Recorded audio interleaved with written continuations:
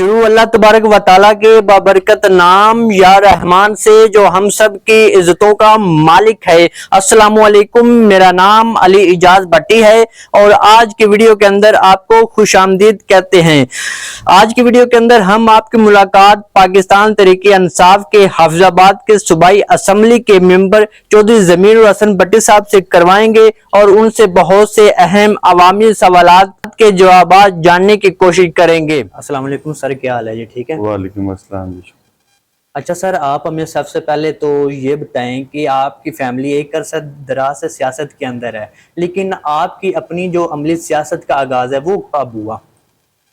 देखिए जी, जिस तरह खानदान में सारे जैसे बुजुर्ग हमारे मेन तो मेहदी हसन भट्टी हैं जी, फिर चचा चाचू लियाकत अब्बास भट्टी मैंने रहे हैं, मुबशर भाई जिला नाज़िम रहा है, सिकंदर भाई सियासत में तो जब से मैंने होश संभाला है जी। तो ये चीजें तो देखते आए हैं। कोई नहीं तब बात होती कि एकदम अचानक खानदान वाले सियासत में इंटर होते तो फिर तो थी, लेकिन हम तो जब से होश संभाली ये पॉलिटिशियन ये सियासत से देखते आए हैं। सर होता है ना, वो तो आपके खानदान की होगी, लेकिन आपने अपनी जो क्या जिले सतह पे आपने कोई इलेक्शन के अंदर पार्टिसिपेट किया या ये पहले उसमें ये था कि ये जो जब पीटीआई का टर्नओवर अभी गुजरा है तो आपको पता पहले दो हल्के थे, पिंडी बटियां हाफिजाबाद अलग-अलग थे, तो अब पूरे डिस्ट्रिक्ट का एक ही हल्का है। तो मेन किरदार तो तब शौकत भाई और सिकंदर भाई सियासत संभाल रहे थे, बुजुर्ग थे वो, उनकी तबीयत थोड़ी सी अपसेट रहती थी। तो जब मैंने देखा कि इतना बर्डन वो दोनों नहीं उठा पा रहे, अच्छा। तो कुछ अरसा मैंने हाफिजाबाद सिटी जिस तरह वनी के तारड़ कोलो तारड़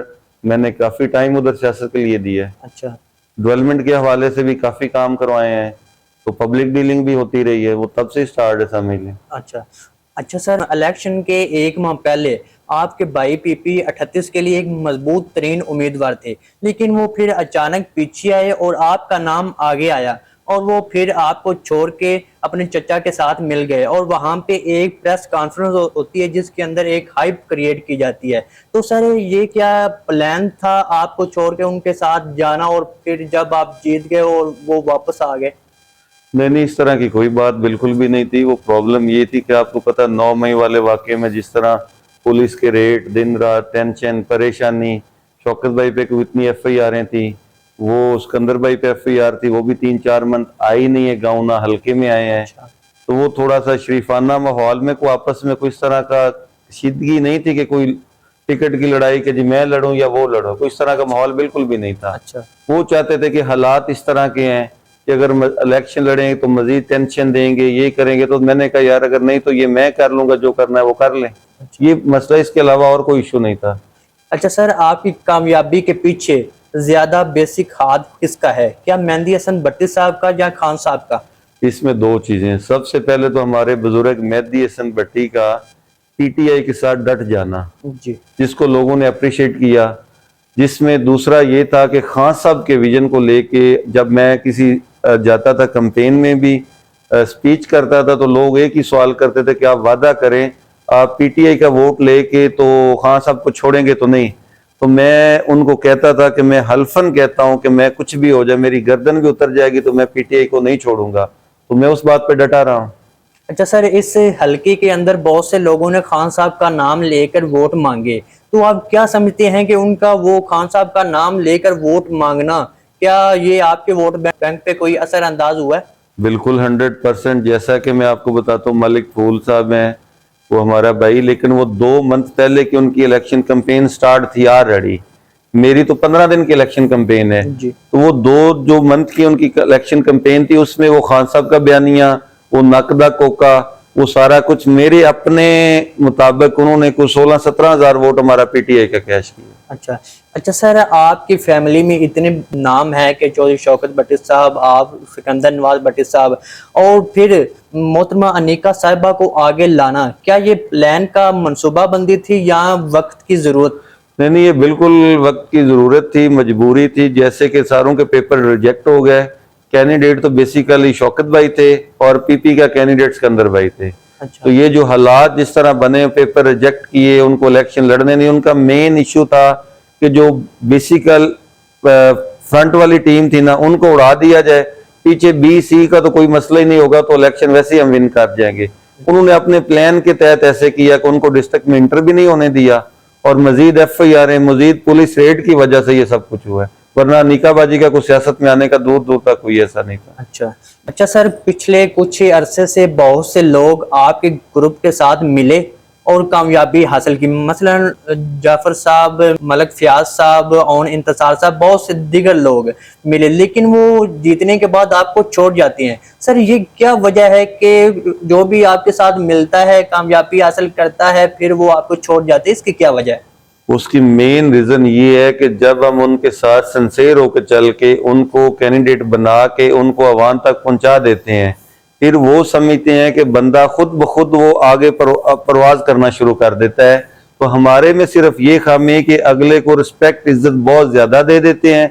अफजल हुसैन में ये चीज नहीं है। मेहदी हसन भट्टी ग्रुप में हमेशा है कि उनको इख्तियारात ज्यादा दिए जाते हैं, उनको आले नाल किया जाता है, तो इस वजह से थोड़ा सा दिमाग खराब होता है। वो समझते हैं कि हम अपना ग्रुप बनाएं, इनके साय से निकल के हम डायरेक्टली सारा कुछ पब्लिक में और अपना एक धड़ा बनाएं। वो इस वजह से जब वो फ्लॉप होते हैं तो वो फिर दोबारा अगला इलेक्शन आपको पता है वो नहीं जीतते। अच्छा अच्छा सर, आपने 2 साल पहले बयान दिया था कि जो शहर की इस वक्त हालत है तो उसका जिम्मेदार मलक फूल है, क्योंकि हमने तमाम मामलात मलक फूल के हाथ में कर दिए थे। तो सर इसकी क्या वजह है? क्या वाकई मलक फूल इसका जिम्मेदार है? तो वो है कैसे जिम्मेदार, ये बताइएगा। उसका मैं बताता हूँ जी, बिल्कुल मैंने ये बात की थी, मुझे याद है मैंने जब की थी।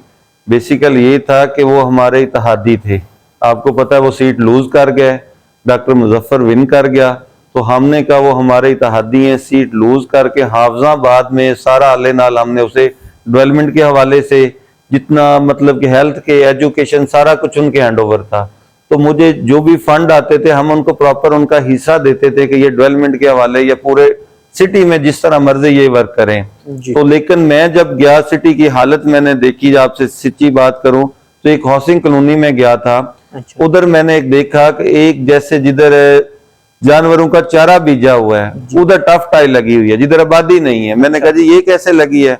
उन्होंने कहा जी ये उनके कहने पे लगी है। मुझे अफसोस हुआ कि ये पब्लिक का पैसा है, कोई हमारा पैसा नहीं है, ये अवाम के फंड का, दूसरा टैक्स का पैसा है, तो हम अपनी जेब से थोड़ी देते हैं। तो हमें तो चाहिए कि ये चीजें मेरिट पे करना, कि ना कि अनमेरिट, पसंद ना पसंद, ये चीज नहीं होनी चाहिए। तो वो काफी जगह पे फिर मैं और गया जिधर नीचे पिसी हुई है ऊपर टफ टाई लगी है। तो इन चीजों को लेके मैंने कहा, मैं जाता था गलियों में, मोहल्लों में, खुद जाके वर्क करके, जिधर कोई बेचारे बच्चे औरतें चल नहीं सकती थी, सेवरेज का पानी गलियों के अंदर खड़ा हुआ था, मेरा फोकस वो था। अच्छा अच्छा सर, आपने कुछ अर्सा पहले सूबाई असम्बली के अंदर खड़े होके कहा था कि जो डिस्ट्रिक्ट हॉस्पिटल बन रहा है तो वो 400 बेड पे था, लेकिन नून लीग ने उसके अंदर करप्शन करके 200 बेड पर मुश्तमिल कर दिया है। लेकिन उस पर मोहतरमा सायरा अफजल ने एक लंबी प्रेस कॉन्फ्रेंस की और उसके अंदर अपने दलाइल दिए, बताया कि ये जो प्रोपोगंडा किया गया है ये झूठ पर मबनी है, और उसके बाद आपका उस पर कोई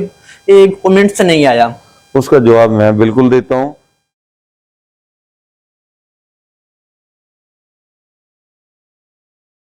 इस तरह की मज़ीद इंफॉर्मेटिव वीडियो देखने के लिए हमारे YouTube चैनल को सब्सक्राइब करें और साथ ही घंटे की आइकन को दबाएं ताकि हमारी आने वाली नई वीडियो आप तक बर वक्त पहुंच सके।